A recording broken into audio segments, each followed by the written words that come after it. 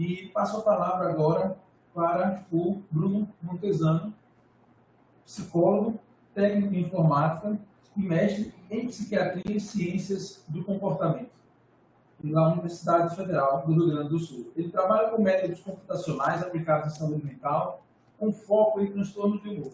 Atualmente é doutorando em psiquiatria e ciências do comportamento pela Universidade Federal do Rio Grande do Sul. Também é editor assistente na Revista Brasileira de Psiquiatria e integra o grupo de pesquisa Aliança. E vai falar agora um pouquinho sobre o projeto RISE, estratificação objetiva do risco de tentar suicídio na população brasileira. Ao fim da apresentação dele, para lembrar mais uma vez, a gente vai abrir para as dúvidas e comentários de vocês. Muito obrigado. É com você.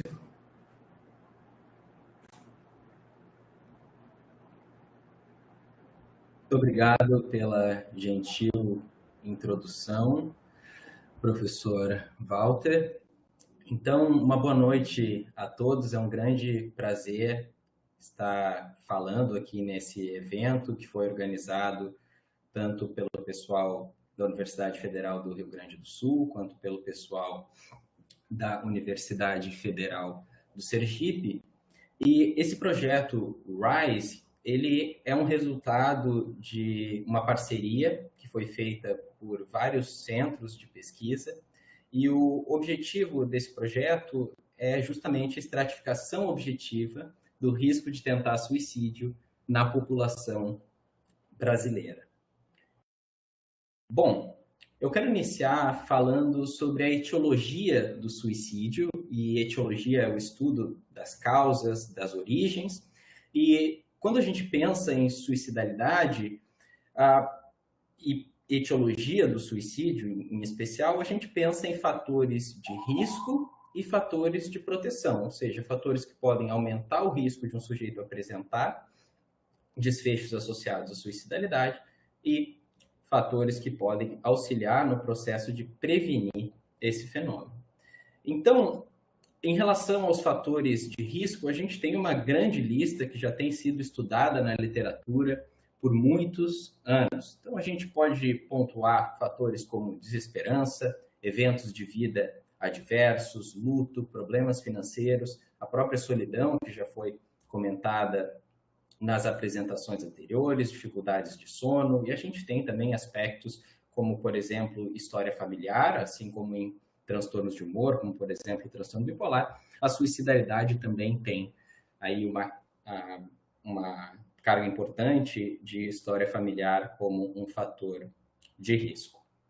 Mas a gente tem também fatores de proteção. Alguns deles eu pontuo aqui, vocês podem ver que a lista é muito menor quando a gente compara a lista de fatores de risco, porque a gente tem um viés de prevenção, ao invés de promoção de saúde, em especial historicamente dentro da pesquisa em suicidalidade, mas fatores como envolvimento religioso, atividade física, o envolvimento religioso, em especial como estratégias de enfrentamento, estratégias de coping para o suicídio, atividade física, otimismo, suporte social de alta qualidade, traços de personalidade como extroversão e, em geral, estratégias de enfrentamento eficientes por parte do paciente.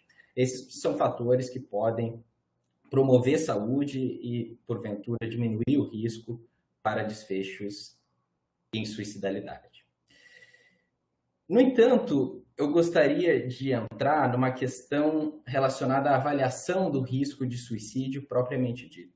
Muitas vezes esses fatores que eu citei, tanto de proteção quanto de risco, eles vão guiar o processo de avaliação de risco de suicídio dentro do âmbito clínico. Então, o profissional de saúde vai avaliar, olha, esse paciente tem um grande número de fatores de risco, um baixo número de fatores de proteção, como que esse paciente está aparado do ponto de vista de apoio social, entre outras questões que podem afetar no desfecho clínico desse paciente.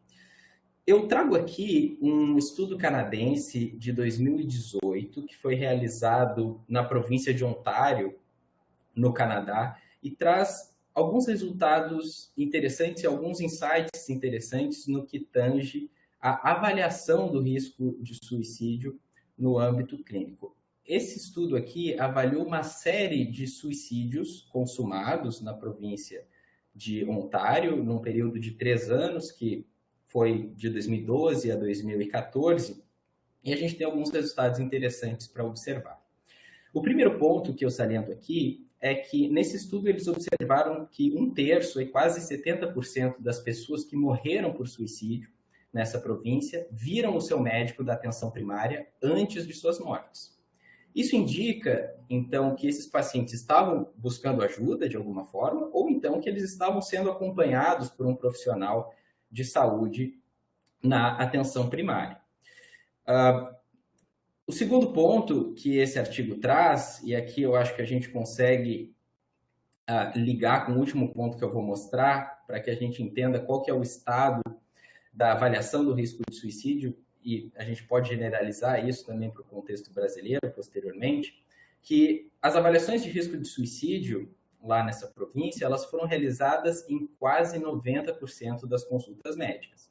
Então, o problema não era que os profissionais de saúde, eles estavam não querendo avaliar suicídio, ou eles estavam desatentos em relação a esse construto. No entanto, se a gente olha mais um dado desse artigo, e esse eu diria que é o dado mais importante que essa revisão nos traz, é que entre aqueles sujeitos que morreram por suicídio, 40% deles foram classificados pelos médicos como sem risco e outros 50% foram considerados como baixo risco para suicídio. E aqui há um problema. A gente ainda não tem material suficiente, talvez, de pesquisas na literatura para afirmar qual que é a razão final que explique esse fenômeno. No entanto, é fácil de tirar como conclusão, vendo esses resultados, que há uma lacuna aqui na avaliação do risco de suicídio e há limitações nos processos que são feitos hoje em dia. Então, uma das alternativas que a literatura tem proposto, e o nosso grupo de pesquisa já dissertou em cima disso em publicações anteriores, é o processo de individualização e personalização dessa avaliação do risco de suicídio. Porque a gente sabe que os quadros que apresentam risco de suicídio dentro do âmbito clínico, eles são muito heterogêneos. As apresentações de suicidalidade podem ser muito diferentes dependendo de paciente para paciente. Alguns pacientes vão ter outros sintomas psiquiátricos concomitantes à sintomatologia de suicidalidade e outros pacientes vão ter talvez uma apresentação mais pura de desesperança apenas ou de outros fatores associados mais especificamente à suicidalidade. E aqui eu introduzo um conceito chamado psiquiatria de precisão, que está bastante relacionado a essa questão de individualizar e personalizar a avaliação do risco de suicídio.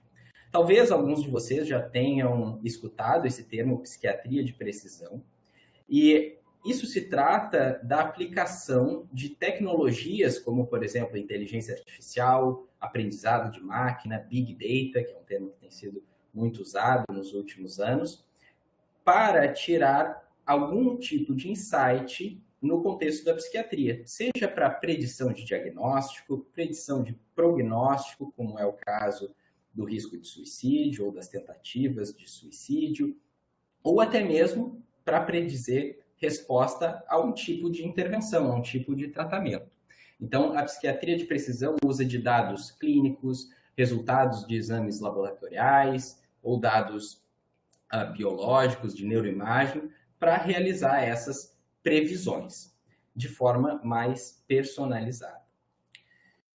E dentro do contexto da suicidalidade, várias fontes de dados diferentes já foram usadas anteriormente na literatura para elaborar esses modelos que almejam predizer tentativas de suicídio, risco de suicídio e desfechos em geral associados à suicidalidade. Então, já tiveram artigos que utilizaram dados de neuroimagem, dados de texto a partir de postagens de pessoas nas redes sociais, dados de registros eletrônicos como prontuários no contexto hospitalar, ou até dados neuropsicológicos a partir de avaliações psicológicas. Entre outros tipos de dados que foram usados na literatura. No entanto, a grande parte desses estudos apresentam limitações importantes no que diz respeito aos desenhos desses estudos e às amostras que são utilizadas na avaliação desses modelos. Quanto ao desenho de estudo, a maioria desses estudos tem desenho de corte transversal, ou seja, esses estudos não acompanham os pacientes ou os participantes do estudo de forma longitudinal. Eles são avaliados em um único momento e isso dificulta muito na hora de associar variáveis, sejam elas clínicas, demográficas ou até mesmo de neuroimagem, por exemplo, com o desfecho da suicidalidade, porque eu não consigo realizar aquela análise de causa e efeito, e isso acaba sendo uma grande limitação na hora de compreender os achados desses estudos. A outra limitação é em relação à amostra. A maioria desses estudos avaliam pacientes de amostras clínicas, ou seja, vários estudos estão avaliando pacientes com depressão grave ou pacientes com transtorno bipolar com um tempo de doença já bastante alto, né? Então, pacientes que têm transtorno bipolar diagnosticado há muitos anos, por exemplo, e isso dificulta muito na hora de generalizar os resultados que esses modelos nos apresentam. E para ilustrar um pouco desse universo da predição de desfechos de suicidalidade, eu trago aqui um artigo que foi comentado, inclusive, pelo professor Ives na palestra anterior dele, que é um artigo da Cristiane Machado, que realizou na sua dissertação de mestrado o desenvolvimento de um modelo que teve como objetivo predizer tentativas de suicídio num período de 3 anos, e ela realizou isso a partir do uso de técnicas de aprendizado de máquina. Então, a ideia aqui é explorar um pouco como que funciona esse tipo de modelo, para a gente entender quais que são as limitações do campo e como que o projeto RISE, que é o objetivo da exposição de hoje, pode auxiliar no contexto brasileiro no enfrentamento dessas limitações. Então, esses estudos, eles têm um fluxo mais ou menos parecido. Então, aqui à esquerda, vocês podem observar os dados, né? O que seriam os dados? Então, nesse estudo aqui, todos os participantes, e esse foi um estudo realizado com uma amostra nacionalmente representativa estadunidense, todos os pacientes foram avaliados no primeiro momento, numa avaliação inicial. Então, foram coletados dados sociodemográficos, dados clínicos e dados ambientais gerais desses pacientes. E 3 anos depois, esses pacientes foram reavaliados e então foi verificado se esses pacientes, dentro desse período de 3 anos, eles tentaram suicídio em algum momento ou não. Então, a partir desses dados aqui, a gente divide, e isso é um fluxo comum desse tipo de estudo, a gente divide esses dados em 2 conjuntos de dados. Dados de treino e um conjunto de dados de teste. No conjunto de dados de treino, que é essa seta que vai aqui para baixo do fluxo, são realizadas várias etapas, mas a ideia aqui não é complicar, é tentar facilitar a compreensão, onde se testam vários algoritmos de aprendizado de máquina, e a ideia aqui é fazer com que o modelo capte quais que são os padrões associados a partir dessas variáveis sociodemográficas, clínicas e variáveis ambientais, quais que são essas variáveis associadas ao nosso desfecho de tentativas de suicídio.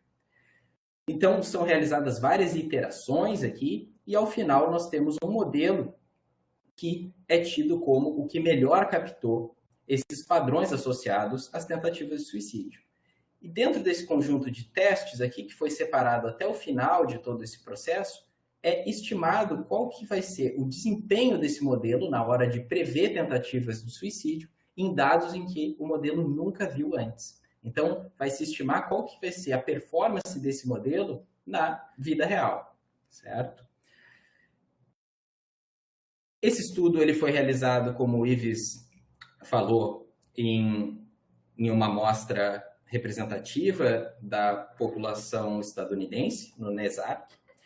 Teve mais de 40 mil participantes, responderam a esse estudo, e o acompanhamento foi de 3 anos, como eu falei anteriormente. Aqui eu trago uma tabela com os resultados desse estudo. A gente não precisa se ater necessariamente a esses valores, mas quanto mais perto de mais perto de 100%, melhor aqui. Vocês podem ver que a grande maioria dos resultados, das métricas de desempenho desse modelo foram boas. A área sobre a curva, a acurácia, a sensibilidade, a especificidade desse modelo. Então, foi um modelo que performou muito bem.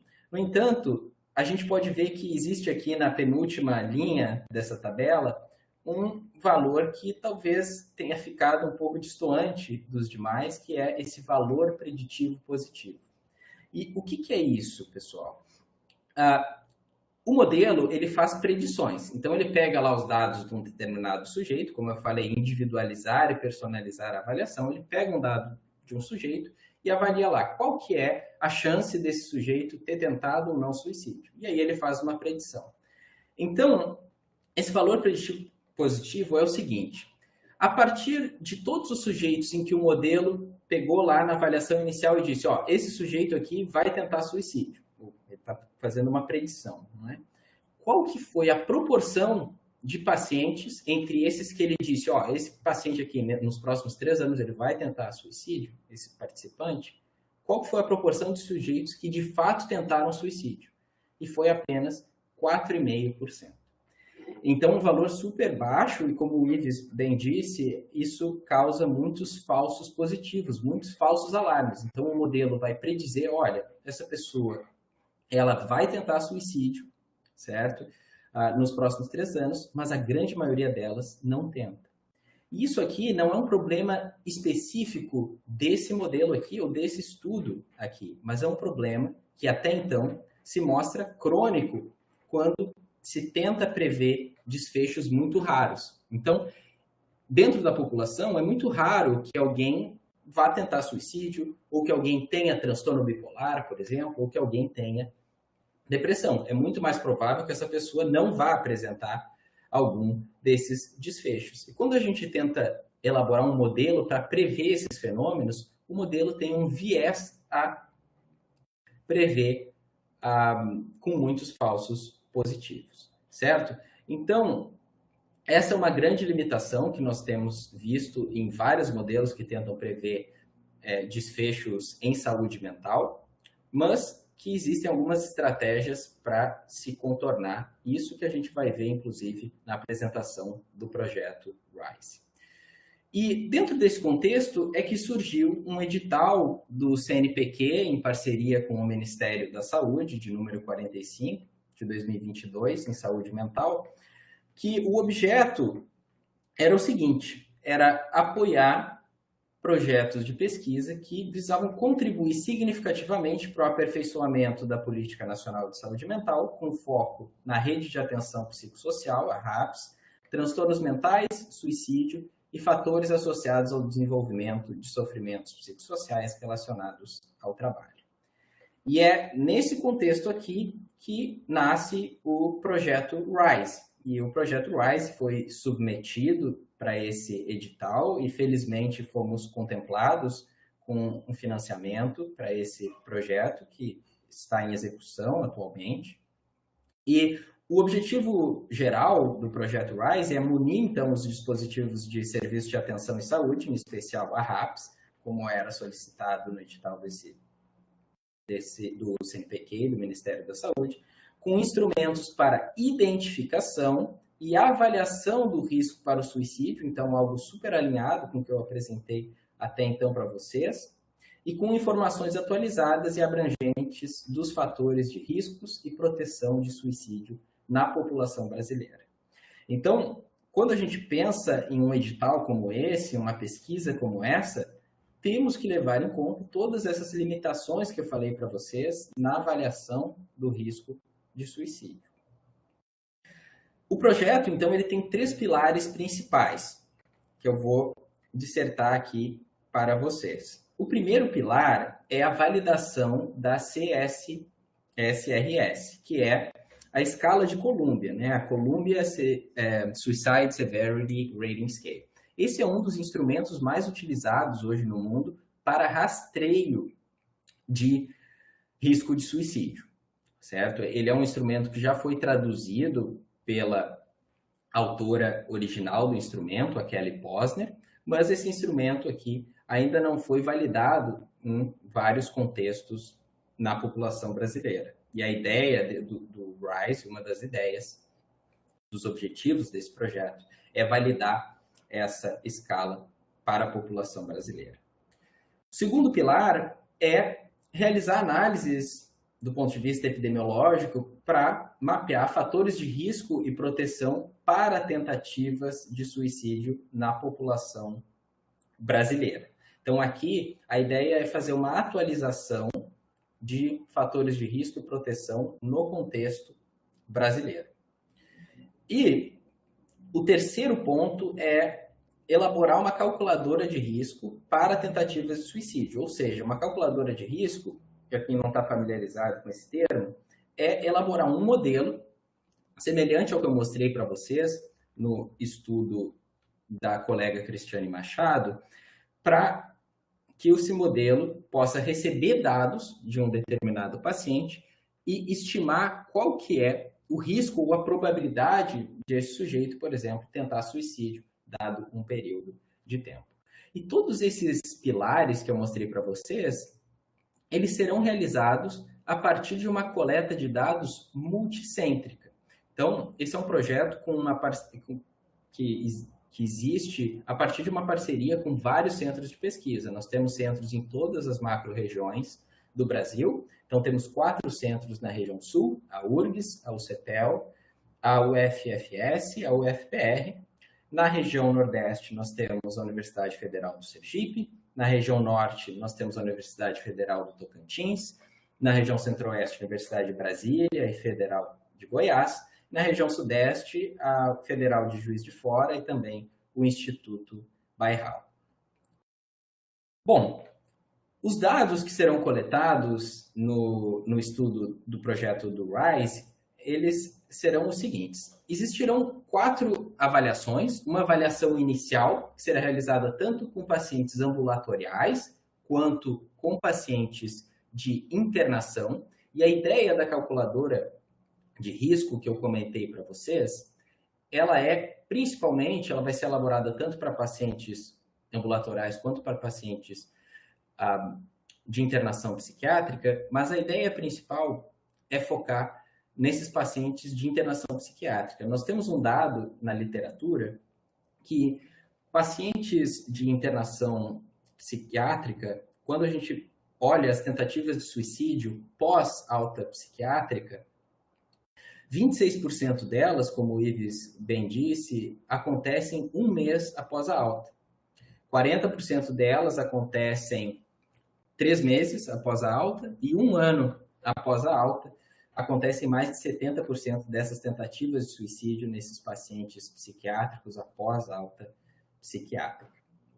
Então, a ideia é elaborar justamente a calculadora de risco para esses pacientes pós-internação psiquiátrica, porque é onde se observa na literatura que esses pacientes estão na sua maior zona de risco. Então, a nossa avaliação inicial, que é o nosso baseline, vai coletar dados socioeconômicos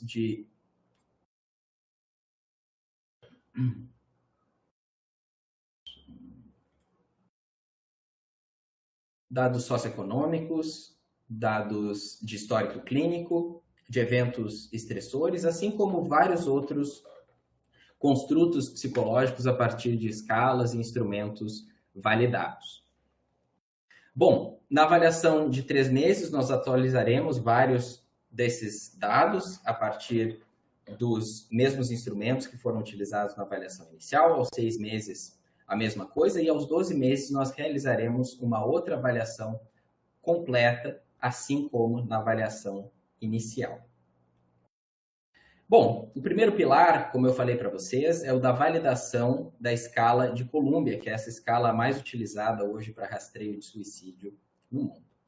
Dentro desse pilar, nós vamos avaliar coisas como fatorabilidade, dimensionalidade do instrumento, e isso diz respeito a entender se aqui no contexto brasileiro esse instrumento se mostra como um único domínio de suicidalidade, ou se a gente consegue dividir a suicidalidade em ideação, pensamento, plano e por aí vai.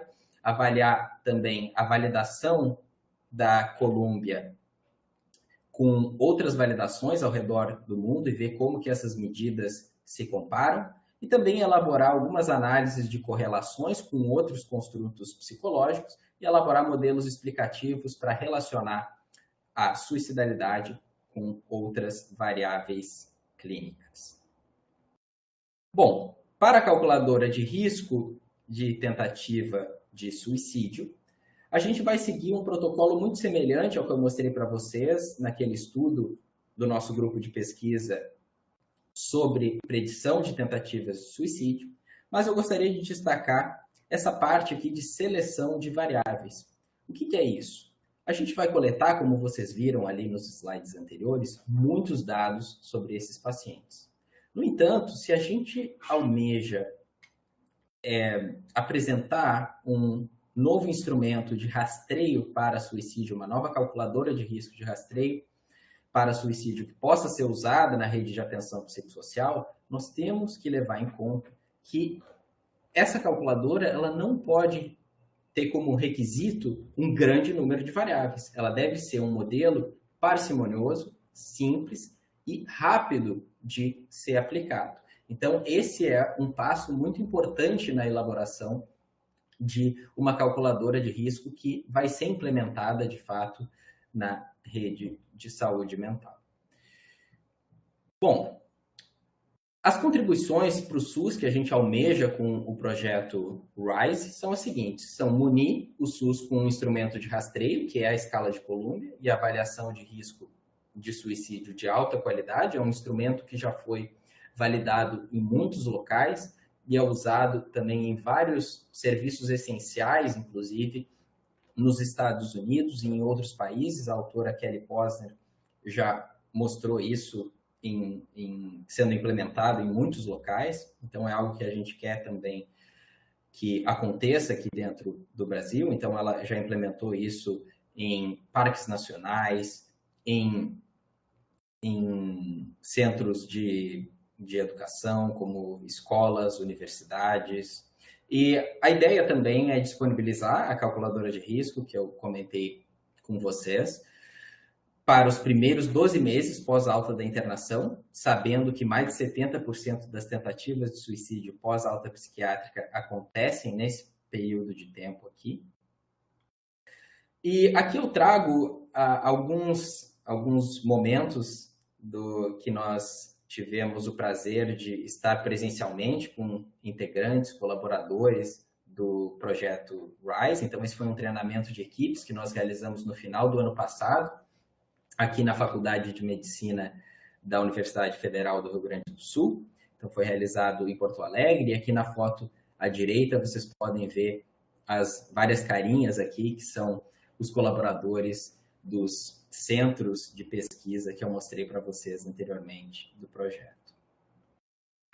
Bom, aqui eu trago também, foi realizado no final do ano passado, o Simpósio de Prevenção ao Suicídio, em Porto Alegre, presencialmente, e nós tivemos a ilustre presença da Kelly Posner, que é a criadora da escala para avaliação de risco de suicídio de Columbia.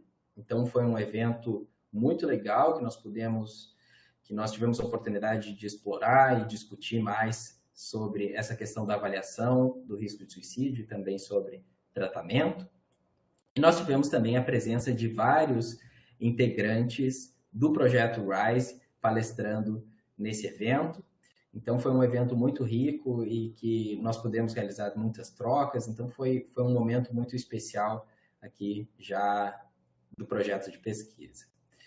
E aqui eu trago algumas fotos, e aqui nessa foto central a gente tem o pessoal ao final do evento, do Simpósio de Prevenção ao Suicídio, que foi realizado aqui em Porto Alegre.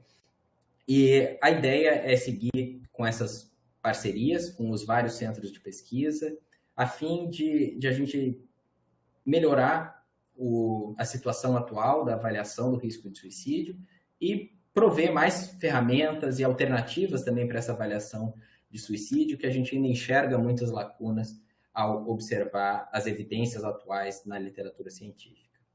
Bom, então gostaria apenas de agradecer ao grupo de pesquisa Alliance, vinculado aqui à Universidade Federal do Rio Grande do Sul, coordenado pelo professor Ives Passos, agradecer também ao Departamento de Psiquiatria da Universidade Federal do Rio Grande do Sul, agradecer também aos envolvidos da Universidade Federal do Sergipe pela organização do evento e agradecer também ao CNPq e ao Ministério da Saúde pelo financiamento ao projeto de pesquisa. Deixo aqui ao final as minhas redes de contato, caso vocês tenham dúvidas que a gente não possa abordar nos momentos que nos restam e também se vocês queiram entrar em contato posteriormente ao evento. Obrigado.